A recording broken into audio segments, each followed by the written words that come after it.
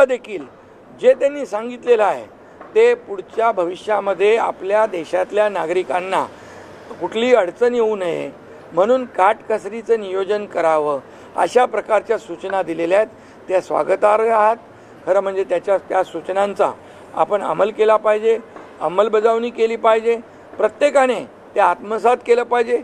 याच्यावर यामध्ये जे काही त्यांनी प्रधानमंत्री महोदयांनी सांगितलेलं आहे हे देशहितासाठी सांगितलं आहे. ते नेहमी म्हणतात नेशन फर्स्ट, राष्ट्र पहिलं आणि बाकी सगळं नंतर. आणि म्हणून मी त्यांचं स्वागत करतो. मी स्वतः त्याची अंमलबजावणी आजपासून केलेली आहे. EV कारमधून मी ठाण्याहून मुंबईला आलो. माझ्या ताफ्यामधल्या ज्या अत्यावश्यक ज्या गाड्या आहेत सुरक्षेच्या दृष्टीने किंबहुना आरोग्याच्या दृष्टीने तेवढंच गाड्या ताफ्यामध्ये ठेवून इतर ज्या काही गाड्या कमी करण्याच्या देखील मी सूचना दिलेल्या आहेत.